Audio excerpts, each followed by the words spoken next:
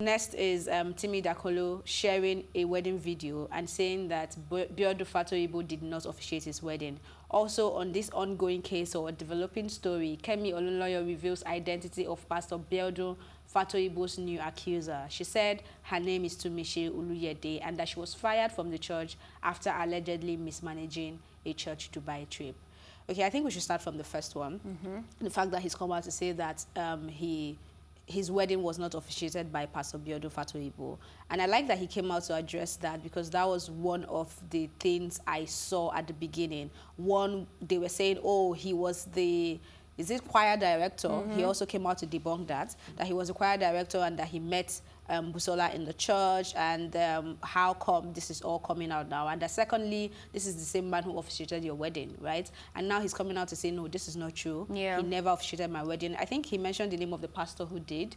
I'm not sure I can remember the name of the pastor now, because the pastor put out his name is Pastor Sheyi of Global Impact Church. Yes, thank you for that. So I like that he's coming out to address this whole little loopholes that people are creating. That's a picture of him in House on the Rock. Yeah. So he doesn't necessarily go to that church. See, the thing is, people will find a reason not to believe this story.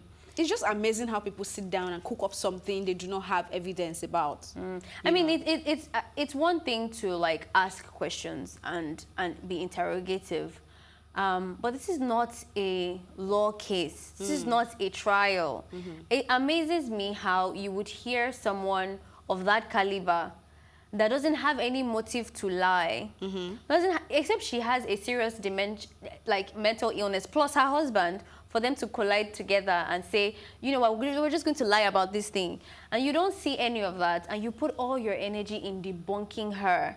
It's a bit creepy for me. Like when I see people doing that, putting so much energy in not trying to believe her, it's like, I want to say kiniti, like what?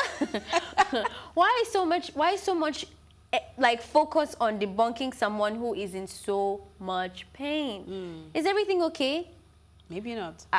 So I'm glad that he's taking his time to answer this serious thing, because I read in a section where they said it's almost unbelievable that you've been going to this church, you and your husband sitting under this pastor for a long time. I mean, I believe that. Me too. Me too. And I was thinking, sis, how can this guy have scarred you so much and you're sitting under him with your husband that you told since you started the relationship? And I was thinking, this is weird. You know, I've started to have doubts as well. So I'm really glad Timi came to clear this out. And I hope that people can start to see that if her husband is also trying to make people understand that this girl has been through a lot and they're ready to fight, try and give them the benefit of the doubt until proven otherwise. Also, I saw that Busola has filed an official complaint, and now that she has done that, the police are ready to start the investigation. So we hope to see how that investigation goes. And off to the second story, Kemi Olunloyo releasing the identity of the woman who came out, or the video we saw yesterday of the lady accusing Pastor Biodun Fatoyinbo of rape again, you know. And I mean, people are divided. Some are saying, why would you do that? We know you're into investigative journalism, but we're trying to protect somebody's identity and blah, blah. And others are saying, how can you accuse someone of rape and then want your identity hidden? You know, so what do you think before I give my own opinion? It's very tricky. I think if I'm ready to fight my rapist, I've never been raped in that category. I've been betrayed, and there's been anger in me boiling to want to get, you know, vengeance or whatever in that sense. If I'm ready to do that, I'm ready to fight. So that's just me personally. If I'm going to go all the way, either I'm dying with my silence till kingdom comes, or I'm fighting. But in this culture, I can understand why she wouldn't want to do it. People talk like their brains are in their feet and not in their heads. They are very insensitive. And Nigerians can be cold. We can be really mean. So if she decided that she didn't want to come out, I think she had that right.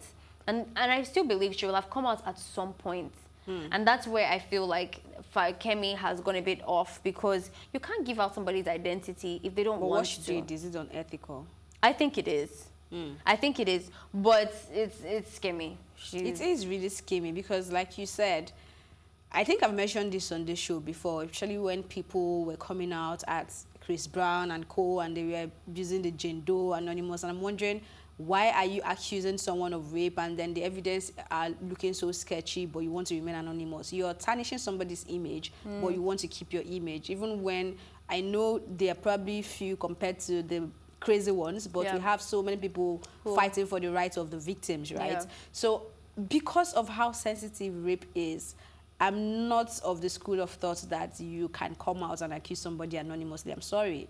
Well, like, you see, I understand the feeling. I understand the whole, the culture. You can come out without you can come out without coming out to the public, though.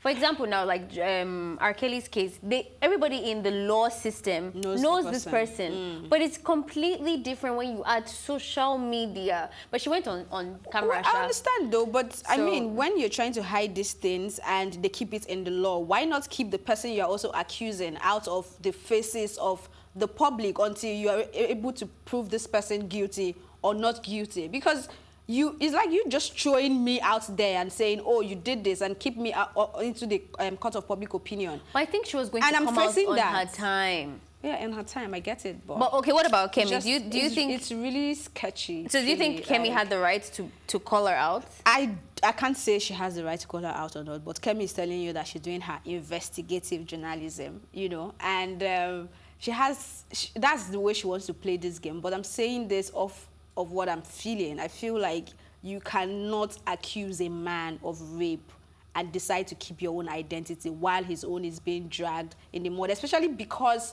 he has not been proven guilty. Yeah. That's where I'm coming from. But this is not a law. This is not a, like I keep saying. Oh, it's getting there. I mean, she's filed a complaint, has an official one. Has this girl also filed a complaint? I feel like, I don't know what's going on, but I feel like these people have a group of women that have come out to say, this is what is going on, and they're trying to fight this case in the best way, in the way they think is best. You know, to release Busola's interview, we didn't see anyone coming, and then you have a second one. What if you have a third and a fourth? Then that's beginning to look like a class action, right? Yeah. So I think it's becoming a serious law issue right now, and I hope that every party involved will do the right thing, because I don't even know where to stand anymore. Like, it's crazy. But of course, I know that I feel for the victims and I want them to get justice. Yeah. That's what I know.